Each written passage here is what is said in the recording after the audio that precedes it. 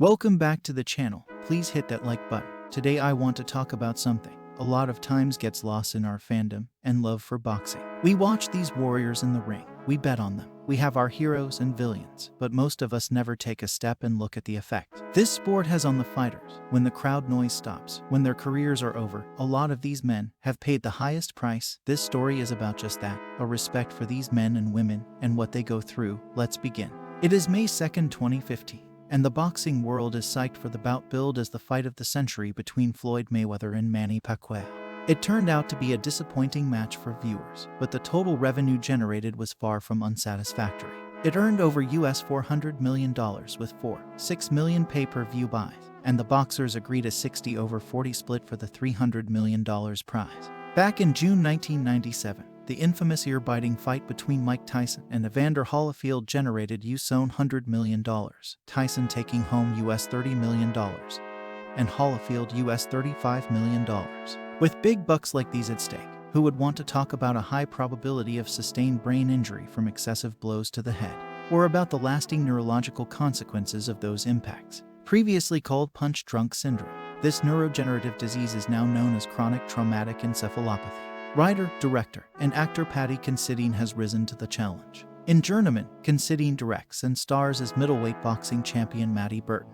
His one last big fight is set up, supposedly to provide future financial security for his baby daughter Mia and wife Emma, as he seeks to defend his title against up-and-coming Andre the Future Bright. Of course, professional boxing does not guarantee the mega salaries of Mayweather, Pacquiao, and others. Earning is proportional to star quality and hype, and Matty appears to live fairly modestly. In boxing, a journeyman is a fighter with adequate skill, but is not considered a real contender. So for this fight, does Matty view himself as a journeyman or a champion? Perhaps both. He is also a devoted family man. Scenes with Emma and Mia are heartwarming and down-to-earth, and close-up camera angles invite the audience to experience the intimacy with them. In the film, Andre and Matty square up to each other for the usual pre-fight publicity, and rookie Andre mouths off, "This will be a life changer," he taunts. And he is right. Matty wins the fight, but at what cost? In the ring he receives some heavy blows, and later collapses at home and falls into a coma. When he awakens, his brain has sustained an injury that changes his life irrevocably. It is easy to understand how both amateur and professional boxers are at risk of head trauma. But what is being done to protect these athletes? Safety regulations have been implemented and are frequently updated. But in a sport where the goal is to punch your opponent, how many blows to the head is too many? Charles Bernick at the Cleveland Clinic Lou Ruvo Center for Brain Health in Las Vegas is lead researcher of the Professional Fighters Brain Health Study, which measures the effects of long-term head trauma in combat sports.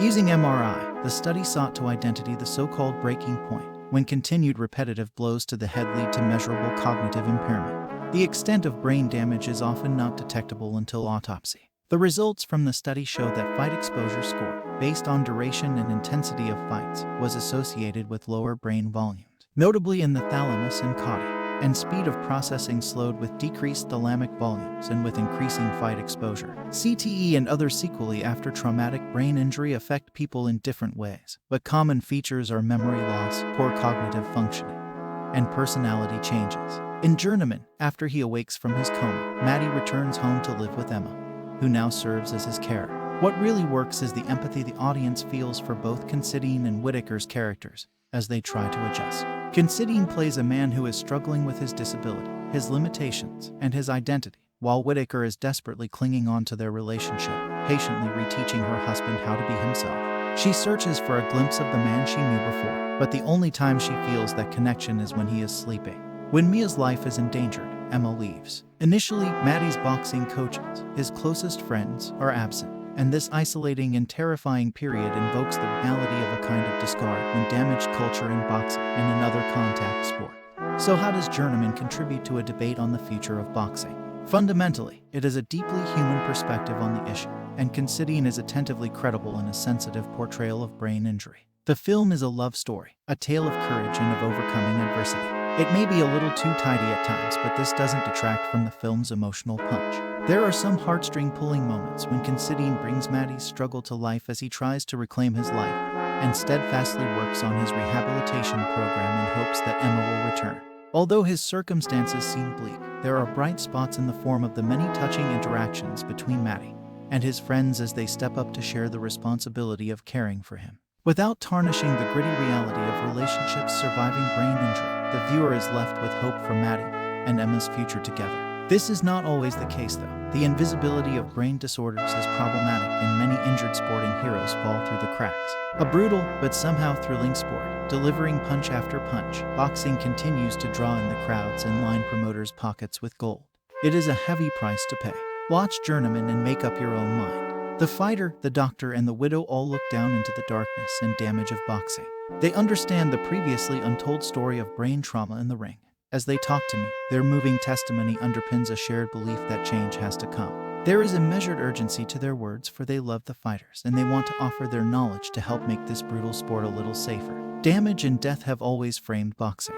This harsh truth means that, despite the chaos outside the ring, boxing is shockingly real. It can maim and even kill, but in a strange paradox, boxing also makes most fighters feel more intensely alive than anything else. Tris Dixon has written the book that boxing has always needed.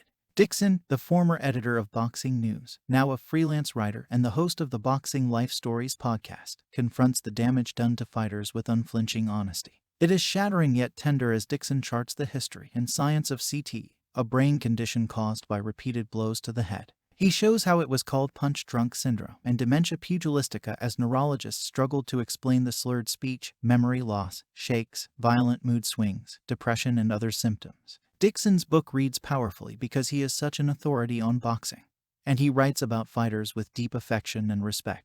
Dixon also talks to boxing widows. The most interesting is Frankie Pryor, who tells me how she met her husband in rehab 30 years ago. Aaron Pryor, revered in boxing as the Hawk, was a 2-time light welterweight world champion who fought professionally from 1976 to 1990. He won 39 of his 40 fights, including 2 unforgettable battles against another legendary boxer, Alexis Arguello, in 1982 and 1983. Pryor was friends with Muhammad Ali, but the Hawk and the greatest were both irreparably damaged. Boxing spares no one. Pryor died in 2016, aged 60, and his widow explains his deterioration and the salvation boxing once offered. Tony Jeffries is the fighter. The 36-year-old is from Sunderland, and he and his family are now living the dream in Los Angeles, where he runs 2 successful gyms. Jeffries won an Olympic bronze medal in 2008, and he was an unbeaten pro after 10 bouts when, in 2011, his fragile hands forced his retirement. Jeffries hopes he dodged a bullet called CT. He boxed between the ages of 10 and 27, and, according to his calculations, was punched in the head between 40,000 and 50,000 times. Jeffries waits anxiously for the consequences. Those numbers are described as scary when I share them with Dr. Margaret Goodman, a Las Vegas neurologist who worked as a ringside physician from 1994 to 2005. She tended to fighters in more than 500 professional bouts, but, in campaigning for their safety, was burnt out by boxing, and so she founded, and is now the president of, VADA, the Voluntary Anti-Doping Association. Boxing, Goodman notes, is a beautiful sickness in so many ways. The widow, the fighter, and the doctor feature in Dixon's book. They recognize its significance, which comforts the writer. I am worried the anti-boxing brigade might use my argument against the sport, Dixon tells me. But the direction of the book is to say, we don't talk about it, but this is what needs to be done to mitigate the risks, and to make sure these guys have a better life after boxing. I don't want a scrap heap of damaged fighters. He has been immersed in the sport for decades, but does Dixon feel fresh hope that boxing might examine the damage it causes fighters who generate billions of dollars for wayward governing bodies, promoters, and managers? No, but it's time to find out who cares. Who wants to look after fighters? If these people want fighters to be okay after boxing, then I'm not going to have the ego to say they must read the book. But I suggest they learn about CT, tau protein, and links with Alzheimer's, dementia, Parkinson's, and ALS. It's also down to the fighters to not be so macho. Fighters and trainers need to know what's going on with their brains. Tris Dixon. If they want what's best for the fighters, then regulate how much sparring they do and have open conversations with boxers as to how they feel after sparring. It's also down to the fighters to not be so macho. Fighters and trainers need to know what's going on with their brains. Dixon, Pryor, Jeffries, and Goodman soon list the causes and possible solutions to brain trauma, but it is instructive to hear about the book's origins.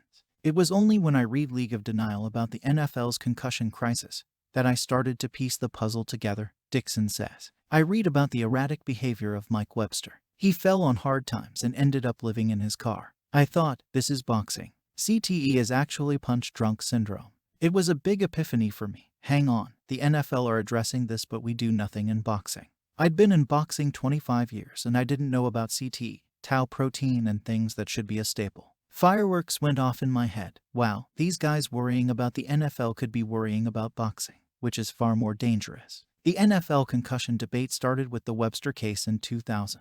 Boxing turned its back for 9 decades and we haven't had our Webster moment yet. The historical sweep of Dixon's book shows how, in 1928, the American Dr. Harrison Martland wrote a paper called Punch Drunk. It was a groundbreaking study, but Martland argued wrongly that punch drunk syndrome only affected mediocre boxers. Damage is a salutary reminder that almost all great fighters, from Joe Louis and Sugar Ray Robinson to Muhammad Ali and Aaron Pryor, had their senses obliterated by boxing. The sports world knows concussion can kill, so why does no one talk about it? Dixon and Frankie Pryor argue that boxing missed a huge opportunity to educate people during Ali's tragic case. The old punch-drunk terminology was rarely used with Ali, Dixon says. Perhaps they thought it too cruel a label for a man who gave so much and awed the world with his brutal elegance. The stigma remains that punch-drunk syndrome happened to guys who aren't very good. Maybe Ali was too vain to say, "Boxing did this to me." Frankie Pryor agrees. The one fighter who could have brought lots of attention to this was Ali. Ali's family chose to say, "Oh, he has Parkinson's. It has nothing to do with boxing." It has everything to do with boxing. Dixon's book is compassionate in the company of Frankie and Brenda Spinks, whose husband, Leon, shocked a faded Ali in the first of their 2 fights in 1978. Leon Spinks, who fills the final pages of Damage, was a slurred wreck before his death in February. At the end, Dixon says, "I wrote that the neurologists were as much the heroes to me as the fighters. If I could rewrite that sentence, I'd say the wives, women like Frankie and Brenda, are the real heroes. Their strength of character is what boxing needs to address the damage. The fighters I've met who don't have these women to look after them, to feed or clothe them, end up homeless and suicidal." Frankie Pryor fills my Zoom screen with warmth and humor, and a little anger at boxing's failure to discuss the damage it did to her husband and most fighters. "I took care of everything," she says of her 30 years with Aaron. "I didn't understand the damage was caused solely by boxing until he started showing anger. Aaron was so easygoing until then. I started taking him to a neurologist around 1994. At that point we didn't know. Initially it was just front temporal lobe damage, but he never stopped going to a neurologist until he died." A neurologist said, "This is the only Hall of Fame fighter I'll ever work with and we need more proof to confirm what we believe." Was there sufficient proof Pryor had been brain damaged by boxing? Oh yes. You see that damage in every old fighter, without exception. I noticed all the fighters acting the same when we got together. His wife would go to the restroom and that fighter would get confused. One of us other wives would handle the situation. We educated ourselves about CTE because it's not something you talk about to your regular girlfriends. We had this group, me, Brenda Spinks, Marvin Hagler's wife Kay, Ken Norton's wife, Rose, Frankie Pryor, with her husband Aaron the Hawk Pryor, who died in 2016. She says boxing's authorities take such advantage of dedicated fighters who love their sport. Frankie Pryor, with her husband Aaron the Hawk Pryor, who died in 2016. She says boxing's authorities take such advantage of dedicated fighters who love their sport. Amid the mess of boxing, will their experience of CTE be shared widely? You said it. Boxing is a mess, and that's why I have no hope this will ever get solved unless there is one central governing body. I'd talk for hours if you get me started on the crooks in boxing.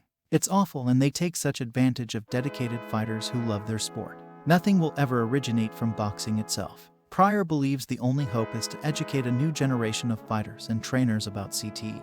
It was too late for her husband, but she stresses, "I've no hate for boxing because Aaron loved it so much. It took my husband, but his choice to box came before me." One of his nurses said, "Don't you wish you'd never boxed?" He said, "What do you mean?" "No, what would I have done? Aaron was a fighter. Whenever we went out, people always yelled, 'What time is it? Hawk time.' Aaron was born for it, and his great achievement was to become this amazing athlete, the Hawk, who came out of a desperately troubled childhood." She laughs when I ask if she also called him the Hawk. Of course, I'd say, even the Hawk has to take out the garbage. He was the Hawk the day he died. Tony Jeffries was called Jaffa or the Mighty Macam when he boxed. We talk on a beautiful morning in Santa Monica, where he teaches boxing exercise to fitness professionals at his Box and Burn Academy. His accent is pure Macam as he remembers being punched in the head as a 10-year-old. "I got the black flash. When I was 12, there were times sparring where I would cry because I'd been hit that hard. But I got through it. I went on the podium, got the gold medal, and I didn't have a clue where I was. I said, 'Did I win?'" Tony Jeffries. Ali spoke of the black lights a fighter sees when hit by a concussive blow. Yeah, Jeffries says, it's like you've closed your eyes for 3 seconds then, boom, they're open. What happened? In the European final, when I was 16, I fought this Greek guy who was knocking everyone out. He hit me so hard my legs went like jelly. I got a standing 8 count and won the fight. 20 minutes later I went on the podium, got the gold medal, and I didn't have a clue where I was. I said, did I win? That's pure concussion. A few years later, after I got hit so hard, I was in my room when my phone rang. Sarah. Who is Sarah? Oh, my girlfriend. But you just think, this is boxing. Jeffries calmly tells me how many times he was hit in the head. I had 106 fights. I averaged 4 rounds a fight. That's 424 rounds. Let's say I got hit to the head an average 7 times a round. That's 2,968 punches. If I sparred 10 times for each fight and each spar was 6 rounds, that's 6,360 rounds. 7 headshots every round makes 44,520 blows. It could be a little less or a little more, but 40,000 to 50,000 punches landed. This methodical calculation underpins a key point that could change boxing. There should be a limit on the amount of sparring where fighters take headshots. As Jeffries admits, after just about every spar, as a pro, I would have a splitting headache. He acknowledges it would be hard to regulate sparring, so the only solution is for trainers and fighters to educate themselves about the damage it does and restrict most of their training to body punching. Jeffries highlights medical evidence which proves that punches to the head of a child under 14, when the brain is still developing, are especially dangerous. I was punched in the head 4,000 times by the time I was 12. You don't have to be a genius to think that's not good for the brain. Muhammad Ali, pictured in 2008, was first diagnosed with Parkinson's disease at the age of 42, 3 years after his last fight. He died in 2016, aged 74. 5 years ago, Jeffries met Dr. Charles Bernick, who runs the biggest fighter brain study in the world. They study fighters' brains over a long period. When I first went, I was worried. After the test, they said, your brain is average for a 31-year-old. I was like, yes. They went, but you need to come back for years because your brain could have been above average, or it might deteriorate later. They told me I've got a big split in my membrane which attaches the brain to the skull. That's after being punched in the head. It's scary. If I forget my car keys or slur my words, I think, boom, brain damage. But I'm doing all I can do to help my brain. I haven't drunk alcohol since 2019. I want to do what I can for my brain so I can be as good as possible for my kids. Jeffries emphasizes how much he owes the sport for it sparked his booming new career. Boxing is great, but it has that sad end, and the only way to fix this is by changing boxing culture. Dr. Goodman agrees, and, from a neurological perspective, she believes it's pretty simple. I would say 99% of brain damage comes from sparring. Too many fighters go into a fight with concussion, or mild concussive symptoms. So much brain trauma is based on subconcussive blows. I think of Terry Norris, a boxer of great skill, and a beautiful person, but he thought it was better to take punishment, especially to his head, in the gym. We see the damage that did. Boxing is chaotic, without an international governing body, but does Goodman believe educating trainers and fighters would curb the damage? I really do. We need to get boxing out of the dark ages because this information is at their fingertips. It amazes me boxing does not help fighters in this way. What else should be done to make such a perilous sport safer? Fight at the right weight. So many fighters are put in the wrong division and end up cutting weight. If they were in the correct weight class, it would stop so much damage and prevent eating disorders. They also need to avoid all performance-enhancing drugs. Even those that are not prohibited are detrimental. Alcohol, too, because it can rot a fighter's brain. Tris Dixon, author of Damage, The Untold Story of Brain Trauma in Boxing, says, it's time to find out who cares. Who wants to look after fighters? Tris Dixon, author of Damage, The Untold Story of Brain Trauma in Boxing, says, it's time to find out who cares. Who wants to look after fighters? Fighters are so intelligent it's silly for them not to take responsibility for their well-being. They have the knowledge to say no to a fight or sparring. Taking that responsibility is the most important way we can change boxing. She points to Floyd Mayweather Jr., the most successful and richest boxer of the 21st century. I worked on his first championship fight and he is the quintessential professional. He looked at his uncle Roger and understood that staying in shape was vital. Floyd was so smart about sparring so little. Mayweather, however, could be spiteful and his care for himself did not always extend to other fighters in the gym. Goodman suggests George Foreman is another good example because he never sparred much either. Even after all those tough fights, he's healthy today. Goodman also believes that doctors should lessen the pressure on fighters by ending bouts earlier. What bothers me more than anything is that ringside physicians don't want to be the one pulling the plug. Fighters are willing to go out on their shields, and if they don't, then they get ludicrous abuse. The physician should take the responsibility off the fighter and the corner. Of course, it's not easy. I've been the brunt of terrible criticism and felt like I needed to check my brakes before driving home.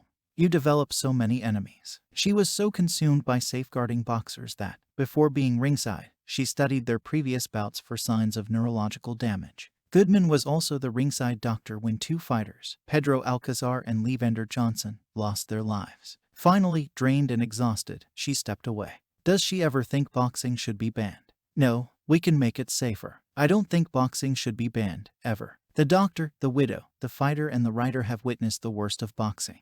But they still support its existence, and its human qualities of courage and resilience, skill, and intelligence. Goodman sounds uplifted when she remembers working with fighters. It was such a privilege to examine and talk to fighters who have been among the most famous and brilliant in boxing. Just to understand their motivation was inspiring. Fighters were the best patients I ever had, even if the regulators weren't protecting them enough. I don't want to insult the patients I have now, but sitting with a fighter at the weigh-in, in the corner during a fight and then afterwards was more dramatic, incredible, educational, and amazing than anything else. Oh my God, to be with a fighter after a fight. To see the emotion after winning or losing. It almost seemed inappropriate to have been privy to that. So from a medical and a personal standpoint, I never had anything I enjoyed more than boxing. We know the damage, but oh, the fighters are incredible. We just need to take care of them and help them take better care of themselves. Individual combat competitions have occurred throughout recorded history. Despite, or because of its violent nature, boxing has held appeal for many athletes and audiences for centuries, and it has long been part of the International Olympic Games. Injuries have been part of boxing since its inception. As the sport has evolved, however, rule and equipment changes have improved safety aspects of the boxer. Consistent with most sports, boxing includes both amateur and professional level. Differences in objectives, rules, and safety equipment convey different risks for amateur and professional boxers. Because of these differences, the scientific literature reviewed in this paper is separated for amateur and professional boxing when appropriate. Epidemiologic studies that have analyzed the frequency of neurologic injuries in amateur and professional boxing suggest that permanent and irreversible neurologic dysfunction does not occur in the majority of participants. The frequency of acute, transient neurologic injuries in professional boxers is estimated to be 0.8 brain injuries per 10 rounds and 2.9 brain injuries per 10 boxers. Rarely does the brain injury yield persistent neurologic dysfunction as assessed by routine neurologic examination. It is important to note, however, that neuropsychological measures were not included in most of these studies. Deaths from boxing tend to be widely publicized. However, the actual number of deaths is quite low. One estimate indicates a fatality rate of 0.13 deaths per 1,000 participants per year. This fatality rate is lower than or similar to the rates of other high-risk sports, such as college football, motorcycle racing, scuba diving, mountaineering, hang gliding, skydiving, and horse racing. Fatalities occur less often among amateur than professional boxers, averaging at about 3 deaths per year compared with 9-10 deaths per year from professional boxing.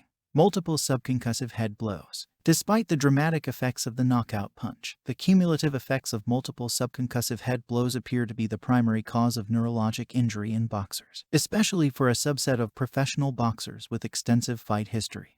Several studies found associations between the number of bouts fought and the development of neurologic, psychiatric, or histopathological signs and symptoms of encephalopathy. The neuropathological damage sustained by boxers includes cerebellar abnormalities, cerebral scarring and atrophy, degeneration of specific nuclear groups, neurofibrillary tangles, and damage to the cavum septum pellucidum. Second impact syndrome is an extremely rare condition that occurs when an athlete sustains a brain injury and subsequently receives a second brain injury before the effects of the first injury have fully resolved. The second effect may initially appear minor, but can quickly evolve into respiratory failure, and death may occur. There have been case reports of boxers who have sustained CIS. These catastrophic events have been attributed to cerebrovascular dysregulation, vascular engorgement, and herniation of brain tissue into the foramen magnum.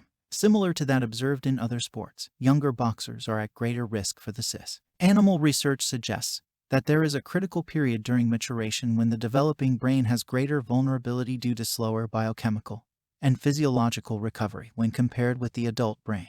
Specifically, hypotension secondary to brain injury in the developmentally immature animals appears to explain the greater mortality among the younger animals. blows. CIS has been questioned as a diagnostic entity. An alternate explanation attributes deaths in these situations to the likely post-traumatic complication of diffuse cerebral swelling, which is a very rare and catastrophic consequence of a single seemingly mild brain injury. It has been predicted that the incidence of chronic neurological problems related to the sport of boxing will decline over time.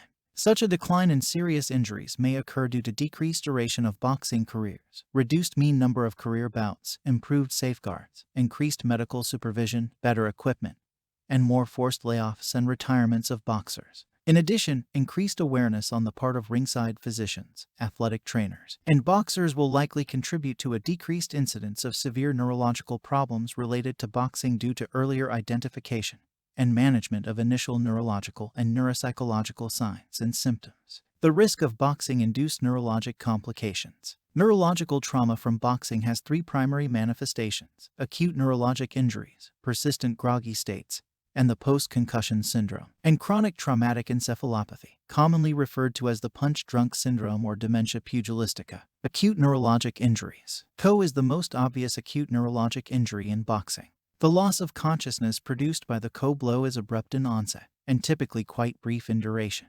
The COE usually results from a direct blow to the face, resulting in an acceleration or torque rotational force which is transmitted to the brain, affecting the cerebellum and brain stem, thereby causing imbalance and unsteadiness, making the boxer unable to remain standing. It is important to note that relying on knockouts as the measure of neurologic injury may underestimate the true rate of concussive head blows in boxing, because most studies define the classic COE as the fighter's inability to stand for 10 seconds, which may or may not involve a true loss of consciousness. A technical knockout occurs when a referee stops the fight because the fighter is unable to continue for various reasons.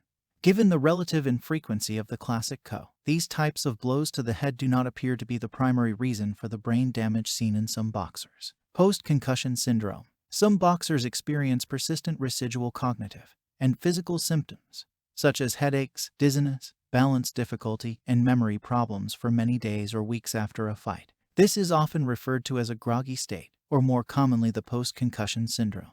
Most often, the boxer appears to recover symptomatically, returns to his previous level of cognitive and physical functioning, and fights again. Over time, however, some boxers experience longer durations of symptoms. When post-concussion symptoms become more common and last longer, that boxer is at risk of long-term problems, including the development of CTE. However, more research is needed to completely examine the role of persistent post-concussion symptoms in the possible transition into CTE. Chronic traumatic encephalopathy. CTE, also referred to as dementia pugilistica, or the punch-drunk state, consists of a spectrum of neurologic disorders arising from chronic exposure to cerebral trauma and is characterized by disturbances in speech, gait, cognition, and behavioral or personality changes. Motor impairments can include dysarthria, cerebellar ataxia, Parkinsonism, spasticity, and hyperreflexia.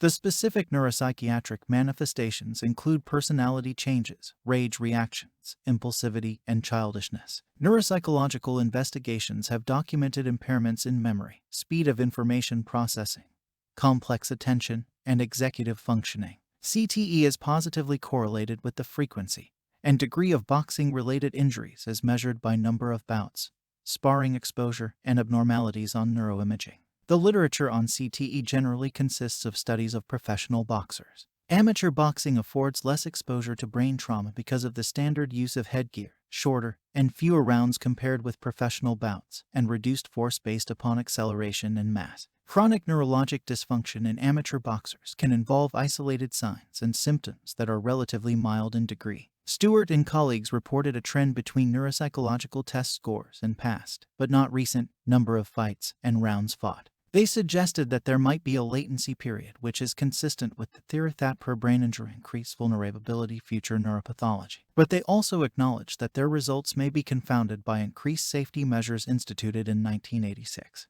Generally speaking, the majority of studies suggest that amateur boxing does not lead to the extent and degree of deficits found in professional boxers with evidence of CTE. High exposure to boxing in and of itself does not appear to be sufficient to cause CTE. Calney, Eisen, Magier, and Spencer posited that the late-life dementia experienced by some retired professional boxers results from the combined damage of boxing-related injury and age-related neuronal loss. That is, a critical number or percentage of neurons must be damaged or destroyed by a combination of trauma, age-related atrophy, or other causes in order to develop dementia later in life.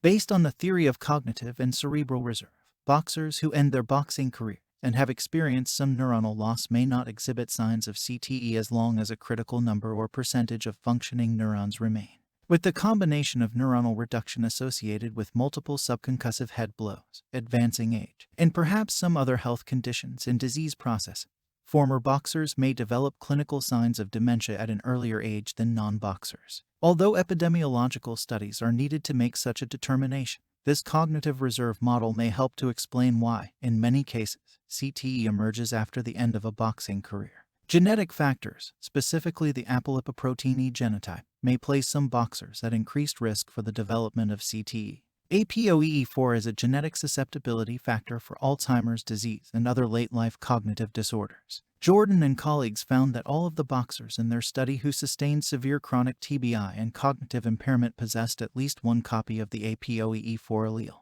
Research with mixed TBI populations, however, has found non-significant associations between the presence of the APOE4 allele and poor neuropsychological or functional outcome following mild-moderate TBI. In addition, other factors, such as age and the cumulative effects of mild TBI, may interact with APOE4 allele status to affect neuropsychological outcome. Although some evidence suggests that individuals with APOE4 and a positive history of head trauma are at increased risk for early-onset dementia when compared with APOE4 carriers with no prior head trauma. Gellinger concluded that the relationship between dementia after head, brain trauma and apolipoprotein E status is still ambiguous. p. 719. Factors such as a boxer's style and skills may also be important variables in the development of chronic neurological problems, yet these variables are very difficult to quantify and study systematically. Comorbid conditions can also complicate the initial diagnosis of CTE. Thus, the relationships between TBI, other potential risk factors such as APOE4 allele status, comorbid conditions, and neuropsychological status in later life is extremely complex. In the context of a particular sport, such as boxing, much more empirical evidence is needed before firm conclusions can be drawn. Neuropsychological studies of boxers. Only a few published studies have examined the neuropsychological functioning of professional boxers. In one study, neurocognitive tests measuring planning, attention, and concentration and memory were the most sensitive measures of brain dysfunction in professional boxers. In another study of professional boxers, neurocognitive test scores 1 month following their bouts were better than their baseline scores. The authors suggested that the baseline scores may have been confounded by pre-bout factors such as sparring, rapid weight loss, and pre-bout anxiety, and therefore may not have represented the boxer's true baseline abilities. Although alternate test forms were used, practice effects may have also contributed to improved test performance. These investigators also found that boxers with the most professional experience had some evidence of poor neurocognitive performance during the presumed recovery period. Other researchers reported that both the number of bouts and number of losses plus draws correlated with cognitive deficits in professional boxers. In addition, increased sparring exposure was related to worse neuropsychological performance, primarily on tests involving attention, concentration, and memory. Thus, degree of sparring exposure, rather than the number of actual competitions, appears to be associated with worse cognitive functioning in some boxers. Studies of the neuropsychological effect of amateur boxing revealed few, if any, neurocognitive deficits. Moriarty and other researchers examined amateur boxers participating in multiple bouts during a 7-day tournament, and found that, with the exception of those whose contests were stopped by the referee, there was no evidence of cognitive dysfunction in the immediate post-bout period. Porter followed 20 amateur boxers over a 9-year period and found no evidence of decreased neurocognitive test performance. In fact, the boxers evidenced significantly better performance over time than age-matched controls. Porter and Fricker found no evidence of neuropsychological impairment in amateur boxers compared with controls, and there was no association between neuropsychological performance and boxing exposure. Tim and colleagues examined boxer safety and concluded that serious injuries occurred very rarely, and that amateur boxing is generally a safe sport. When neurocognitive deficits have been evident in amateur boxers, they occurred primarily on tasks measuring attention, concentration, memory, and motor speed. Those amateur boxers with the most ring experience showed greater adverse effects, but the magnitude of their deficits was considered mild. relative to normative control groups. Compared with other examination procedures, neuropsychological tests are the most sensitive method for detecting neurological dysfunction in active amateur boxers. This line of research has led some investigators to conclude that carefully controlled durations of amateur boxing may indeed be neuropsychologically safe. One limiting factor associated with boxing studies, however, is participant self-selection. That is, boxers who decline to participate in such research may differ in important ways from those who agree to participate. Stewart and colleagues found statistical trends between the total number of bouts fought prior to a baseline exam and changes in memory, visual constructional ability, and perceptual motor ability over time. No significant associations were found between the number of bouts that occurred after the baseline assessment and neurocognitive abilities, or between number of bouts or sparring exposure and other outcome measures such as brainstem auditory evoked potentials and electroencephalography. This study provided evidence that an increased number of bouts in the past might be associated with diminished performance in selected cognitive domains, but none of the observed changes were considered clinically significant. The evidence to date appears to indicate that, in general, amateur boxers may escape chronic neurological problems provided that their total ring exposure is limited both in frequency and duration. Recommended concussion assessment and management protocol. Neuropsychological measures are sensitive to cerebral compromise, and neuropsychological evaluations generally consider a broad range of neurological, emotional, and psychosocial factors that can affect post-concussion recovery. For these reasons, neuropsychological evaluations may prove useful in the context of establishing cognitive baselines, objectively measuring post-injury deficits, as well as making decisions regarding return to the ring and retirement from the sport. Boxers may be evaluated at different times, in different settings, and with different methodology. To date, no single protocol has demonstrated an empirically validated superiority. It is important to note that, at present, there is no generally accepted definition or grading for the diagnosis of a concussion. Two frequently used systems for grading sports-related concussions are those proposed and revised by Cantu and the American Academy of Neurology. These two systems specify loss of consciousness, confusion, and post-traumatic amnesia as important criteria for determining the presence and severity of concussion. The purpose of these gradations is to standardize the classification scheme of concussion severity, with the goal of potentially influencing clinical management or developing interventions that are specific to various gradations of injury severity. Baseline neuropsychological evaluation. Establishing a neuropsychological baseline of boxers can contribute clinically meaningful data and protocols designed to protect athletes. Through comparison of baseline scores to post-bout scores, clinicians can use quantitative neurocognitive data when making return-to-ring recommendations. The use of baseline testing also allows for the evaluation of boxers over time and assists in tracking them throughout their careers and post-boxing lives. Pre-injury individual differences in performance between boxers in attention, memory, and processing speed are common, and it is important to identify these individual differences at baseline rather than misattributing weaknesses or deficits to boxing-related injury. Pre-injury learning disabilities, attention deficit, hyperactivity disorder, limited education, cultural factors, or test-taking anxiety can affect test scores. Test results may also be affected by previous concussions sustained either inside or outside the ring. For these reasons, baseline neuropsychological evaluations performed at or near the beginning of boxers' careers may potentially add clinically meaningful data for determining intra-individual changes over time. Ringside evaluation. The ringside physician is usually the first professional to evaluate the boxer following a KO or TKO, performing a gross neurologic examination and possibly a cursory mental status exam. These examinations are important for identifying potentially life-threatening or seriously disabling conditions, but they are not sufficiently sensitive for detecting and quantifying emerging cognitive deficits which may develop following the bout. An appropriate ringside neurocognitive evaluation should involve an assessment of the boxer's orientation to place, bout, and details of the bout. The boxer's recall of events preceding the KO, TKO should be evaluated, as well as the ability to learn and retain new information. Through these methods, retrograde and post-traumatic amnesia may be detected. Brief tests of attention and memory, and observations for emerging post-concussive physical symptoms, such as headache, nausea, imbalance, or confusion, should also be performed. The standardized assessment of concussion is one example of a brief, yet empirically based assessment tool that may be useful in the ringside assessment of a boxer's mental status. It may be used in conjunction with a brief neurologic examination or neurologic checklist such as the sideline concussion checklist. Post-injury neuropsychological evaluation. Return to ring guidelines. Multiple approaches to assist with return to play decisions have been proposed for other sports, and various states have laws about mandatory times between bouts and length of no boxing periods following KOs. Interestingly, boxing is currently the only sport that has these clinical practices mandated by law. RTP decisions typically take into account many variables that interact in complex ways, some direct and some indirect.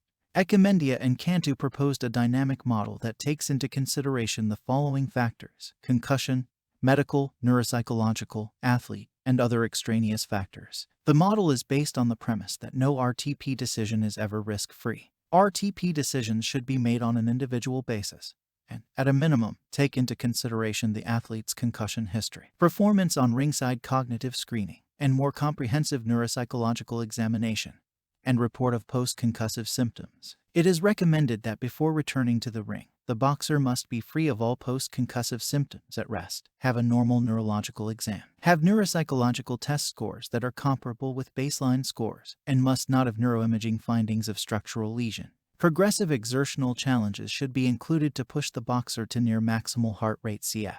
Vienna guidelines. If the boxer remains symptom-free throughout the exertional challenges, then clearance to return to sparring can be given with increased confidence. There are a number of persons who should be involved in the decision to return a boxer to sparring or competition following a KO or TKO. The boxer, trainer, family members, physician, and neuropsychologist all may provide input into this decision. Nevertheless, the State Boxing Commission, utilizing multiple sources of information, ultimately makes the final determination about if and when a boxer may return to competition in that state. Retirement decisions. At present, it is unknown exactly how many fights, punches, KOS, TKOS, and years of boxing a boxer can withstand before developing signs and symptoms portending the development of CTE. Yet, evidence suggests that the longer one engages in a boxing career, the greater the risk for incurring permanent brain damage from concussive or multiple subconcussive head blows. Exactly when a boxer should retire is a difficult question to answer, especially in the context of personal liberty and freedom of choice to make informed decisions about one's future. Disagreement arises about the number of concussions that might be experienced before advising an athlete to stop boxing. This disagreement is also encountered in other contact sports. Under rare circumstances, some individuals can sustain a single brain injury that leaves them with permanent post-concussive symptoms and neurocognitive deficits that prohibit a return to contact sports. Others may sustain multiple low-grade concussions without any obvious permanent sequelae. Although there is no universal consensus on when a boxer's career should end, there is general agreement that an athlete who continues to experience post-concussive symptoms at rest or provoked by exertional exercise should not return to a contact sport. According to Echemendia and Cantu, there are two main clinical changes that should raise concern about when the multiply concussed athlete should cease engaging in contact sports. The first regards the change in duration of post-concussive symptoms. Usually, PCS clear within a few days or weeks. For some athletes with a history of multiple concussions, however, the duration of PCS tends to last longer. This progressively increasing period of symptom duration should be a warning sign that return to competition might not be advisable. The second change that should raise concern is the nature of the force required to produce a concussion and lingering PCS. Blows that produce concussion usually strike the head. However, there is anecdotal evidence that some athletes with a history of multiple injuries become more susceptible to a concussion from blows to other parts of the body, especially the chest and posterior thorax. This change in susceptibility to concussion is especially relevant in boxing where punches are delivered to both the body and head. When hits to the body produce neurological dysfunction, it is strongly recommended that the boxer consider retirement. Mandatory referral for neuropsychological assessment should occur when a boxer starts to show such evidence of longer duration of PCS or increased susceptibility to concussions. Ethical considerations. The American Medical Association, Australian Medical Association, and World Medical Association have provided position statements opposing boxing and recommending that boxing be banned. These associations have offered recommendations for improving safety aspects of the boxer until such time as the sport is banned. Such positions reflect the ethical principle of beneficence, that is, opposing and banning boxing is intended to advance and protect the health of individuals who may otherwise be injured from boxing. However, the positive aspects of boxing must also be considered, including the health benefits that result from the training involved with boxing, cultural traditions, and economic opportunities for boxers. Adult boxers have the right to make informed decisions of whether to participate. To make an informed decision, boxers and other decision makers must possess and understand the potential risks and benefits based on the scientific information available at the time. It is the responsibility of boxers to seek such information. However, it is also the responsibility of trainers, healthcare professionals, boxing commissions, and others to provide the information and explain it in a manner that can be readily understood by the boxers. Healthcare-related professional organizations are able to assist boxers and others by objectively reviewing and summarizing the information so that interested and involved parties can make informed decisions. Conclusions and recommendations. A great deal of research has occurred over the past 10 years, but there is much that is still not understood about boxing-related brain injury. What is known is that boxing mortality rates are comparable with other high-risk sports, and long-term neurologic compromise in boxers is found in only a very small percentage of those involved in the sport, more often in professional fighters with extensive careers. Although empirical data to answer many questions is still lacking, the available evidence provides some useful information to design methods and equipment to improve professional boxing safety. It is recommended that researchers examine high-risk variables such as the number of bouts and sparring matches, previous concussions, age of the fighter, genetic profile, frequency of head blows, and velocity of punches, and identify whether there is a critical number of fights, KOs, or punches that result in cerebral and neurocognitive compromise. Because neuropsychological testing has been shown to be sensitive to sports-related concussions in cases where the results of other medical exams are normal, it is recommended that baseline and serial neuropsychological assessments be regularly employed to monitor changes in neurocognitive status throughout a boxer's career. Systematic monitoring of the neurocognitive status of boxers would allow for appropriate interventions and decisions about participation in order to promote neurological health. Such monitoring would also help to identify early mild neurocognitive compromise that could possibly progress to the more significant symptoms associated with CTE. Ideally, medical and athletic organizations and state boxing commissions can collaborate on a national consensus directed toward minimum medical requirements that include neuropsychological status before a boxer can get licensed or return to the ring. Such a national consensus is particularly important because, under current regulation, a boxer who may not be able to get licensed in one state can still get licensed in another jurisdiction with less stringent medical requirements. Through its educational outreach programs, the National Academy of Neuropsychology welcomes collaboration with other healthcare organizations and state boxing commissions both in the development of guidelines that promote boxer safety and in the pursuit of increased understanding of neuropsychological consequences of boxing. Routine sparring in boxing can cause short-term impairments in brain-to-muscle communication and decreased memory performance, according to new research. The findings emerged from a University of Stirling study that assessed boxers before and after a 9-minute sparring session, where athletes trade punches without the aim of incapacitating each other. This study, alongside the team's 2016 research into the impact of heading footballs, is one of the first to show that routine impact in sport, thought to be innocuous, results in measurable changes in the brain. Experts believe the findings raise further questions around the safety of other sports where similar routine impacts occur and say further research is required. Dr. Thomas Di Virgilio, a lecturer in sport, led the latest study alongside colleagues in the Stirling Brain's multidisciplinary research team. He said there are still questions surrounding the relationship between repetitive routine head impacts, such as heading in football or sparring in boxing, and brain health. The truth is that we do not currently know how much impact is safe. For many years, a debate has taken place around the safety of boxing. However, these discussions often focus on heavy blows inflicted during competitive fights. In contrast, we looked at subconcussive impacts, those that are below the concussion threshold, inflicted during training sessions. Our findings are important because they show that routine practices may have immediate effects on the brain. Furthermore, athletes may be at greater risk of injury if the communications between the brain and muscles are impaired. The team assessed the motor control and cognitive function of 20 boxers and Muay Thai athletes before and after a 9-minute sparring session. Measurements were taken immediately after the session, and then 1 hour and 24 hours later. Motor control was measured using transcranial magnetic stimulation, which uses magnetic fields to stimulate the nerve cells in the brains of participants to understand how it communicates with the muscle. The participants also completed a series of tests, providing objective measures of cognitive function. The team found that, 1 hour after sparring, the participants showed impaired brain-to-muscle communications and decreased memory performance relative to controls. After 24 hours, these effects return to baseline. Dr. Di Virgilio added, "We have previously shown that the repetitive heading of footballs results in short-term changes to brain function, and this latest study sought to understand whether similar effects were observed in training practices in other sports. Although transient, we found that brain changes observed after sparring are reminiscent of effects seen following brain injury. As with our previous research into heading footballs, it is not possible to say whether there is a safe threshold when it comes to the level of impact in sparring. Further research is required to help sportspeople and the academic community fully understand the dangers posed by subconcussive impacts, routine in sport, and any measures that can be taken to mitigate against these risks." Dr. Di Virgilio worked alongside Stirling colleagues Dr. Angus Hunter, Dr. Magdalena Ayat-Swart, Professor Lindsay Wilson, and Professor David Donaldson.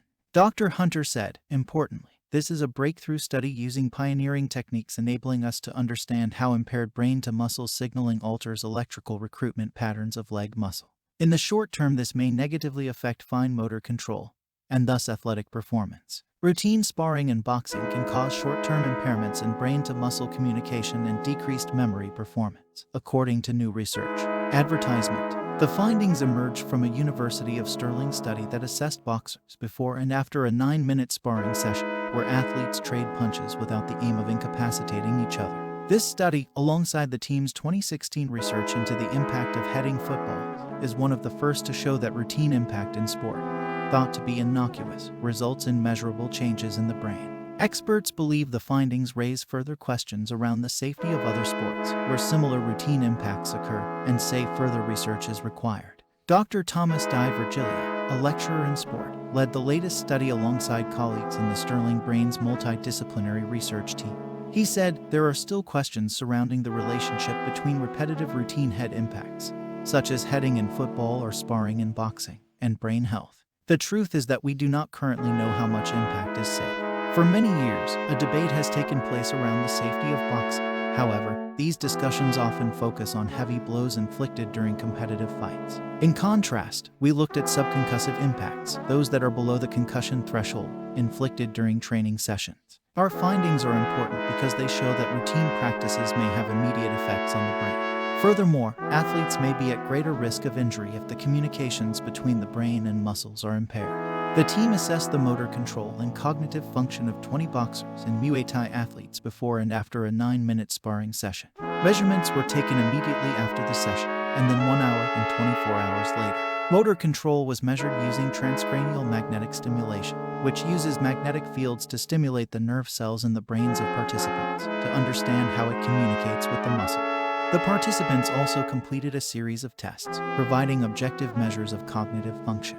The team found that, 1 hour after sparring, the participants showed impaired brain-to-muscle communications and decreased memory performance relative to controls. After 24 hours, these effects returned to baseline. Dr. Di Virgilio added, "We have previously shown that the repetitive heading of footballs results in short-term changes to brain function, and this latest study sought to understand whether similar effects were observed in training practices in other sports. Although transient, we found that brain changes observed after sparring are reminiscent of effects seen following brain injury. As with our previous research into heading footballs, it is not possible to say whether there is a safe threshold when it comes to the level of impact in sparring. Further research is required to help sportspeople and the academic community fully understand the dangers posed by subconcussive impacts, routine in sport, and any measures that can be taken to mitigate against these risks." Dr. Di Virgilio worked alongside Stirling colleagues Dr. Angus Hunter, Dr. Magdalena Ayat-Swart, Professor Lindsay Wilson, and Professor David Donaldson. Dr. Hunter said, "Importantly, this is a breakthrough study using pioneering techniques enabling us to understand how impaired brain-to-muscle signaling alters electrical recruitment patterns of leg muscle. In the short term, this may negatively affect fine motor control, and thus athletic performance. Routine sparring and boxing can cause short-term impairments in brain-to-muscle communication and decreased memory performance, according to new research." Adv. The findings emerged from a University of Stirling study that assessed boxers before and after a 9-minute sparring session, where athletes trade punches without the aim of incapacitating each other. This study, alongside the team's 2016 research into the impact of heading footballs, is one of the first to show that routine impact in sport, thought to be innocuous, results in measurable changes in the brain. Experts believe the findings raise further questions around the safety of other sports where similar routine impacts occur and say further research is required. Dr. Thomas Di Virgilio, a lecturer in sport, led the latest study alongside colleagues in the Stirling Brain's multidisciplinary research team. He said there are still questions surrounding the relationship between repetitive routine head impacts, such as heading in football or sparring in boxing, and brain health. The truth is that we do not currently know how much impact is safe. For many years, a debate has taken place around the safety of boxing. However, these discussions often focus on heavy blows inflicted during competitive fights. In contrast, we looked at subconcussive impacts, those that are below the concussion threshold, inflicted during training sessions. Our findings are important because they show that routine practices may have immediate effects on the brain. Furthermore, athletes may be at greater risk of injury if the communications between the brain and muscles are impaired. The team assessed the motor control and cognitive function of 20 boxers and Muay Thai athletes before and after a 9-minute sparring session. Measurements were taken immediately after the session, and then 1 hour and 24 hours later. Motor control was measured using transcranial magnetic stimulation, which uses magnetic fields to stimulate the nerve cells in the brains of participants to understand how it communicates with the muscles. The participants also completed a series of tests, providing objective measures of cognitive function. The team found that, 1 hour after sparring, the participants showed impaired brain-to-muscle communications and decreased memory performance relative to controls. After 24 hours, these effects returned to baseline. Dr. Di Virgilio added, "We have previously shown that the repetitive heading of footballs results in short-term changes to brain function, and this latest study sought to understand whether similar effects were observed in training practices in other sports. Although transient, we found that brain changes observed after sparring are reminiscent of effects seen following brain injury. As with our previous research into heading footballs, it is not possible to say whether there is a safe threshold when it comes to the level of impact in sparring. Further research is required to help sportspeople and the academic community fully understand the dangers posed by subconcussive impacts, routine in sport, and any measures that can be taken to mitigate against these risks." Dr. Di Virgilio worked alongside Stirling colleagues Dr. Angus Hunter, Dr. Magdalena Ayat-Swart, Professor Lindsay Wilson, and Professor David Donaldson. Dr. Hunter said, "Importantly, this is a breakthrough study using pioneering techniques enabling us to understand how impaired brain-to-muscle signaling alters electrical recruitment patterns of leg muscle. In the short term, this may negatively affect fine motor control, and thus athletic performance." The findings emerged from a University of Stirling study that assessed boxers before and after a 9-minute sparring session, where athletes trade punches without the aim of incapacitating each other. This study, alongside the team's 2016 research into the impact of heading footballs, is one of the first to show that routine impact in sport, thought to be innocuous, results in measurable changes in the brain. Experts believe the findings raise further questions around the safety of other sports where similar routine impacts occur and say further research is required. Dr. Thomas Di Virgilio, a lecturer in sport, led the latest study alongside colleagues in the Stirling Brain's multidisciplinary research team. He said there are still questions surrounding the relationship between repetitive routine head impacts, such as heading in football or sparring in boxing, and brain health. The truth is that we do not currently know how much impact is safe. For many years, a debate has taken place around the safety of boxing. However, these discussions often focus on heavy blows inflicted during competitive fights. In contrast, we looked at subconcussive impacts, those that are below the concussion threshold, inflicted during training sessions. Our findings are important because they show that routine practices may have immediate effects on the brain. Furthermore, athletes may be at greater risk of injury if the communications between the brain and muscles are impaired. The team assessed the motor control and cognitive function of 20 boxers and Muay Thai athletes before and after a 9-minute sparring session. Measurements were taken immediately after the session, and then 1 hour and 24 hours later. Motor control was measured using transcranial magnetic stimulation, which uses magnetic fields to stimulate the nerve cells in the brains of participants to understand how it communicates with the muscles. The participants also completed a series of tests, providing objective measures of cognitive function.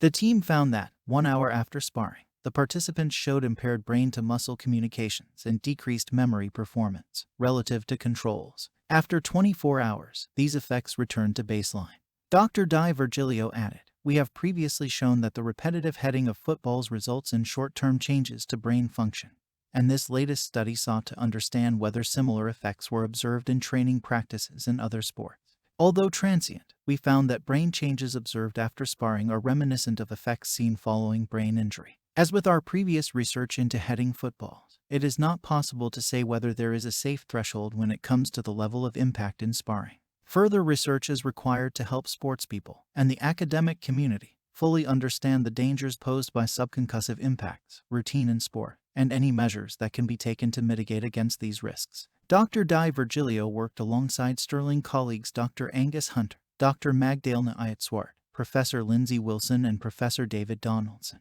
Dr. Hunter said, importantly, this is a breakthrough study using pioneering techniques enabling us to understand how impaired brain-to-muscle signaling alters electrical recruitment patterns of leg muscle. In the short term, this may negatively affect fine motor control and thus athletic performance. Thanks for stopping by.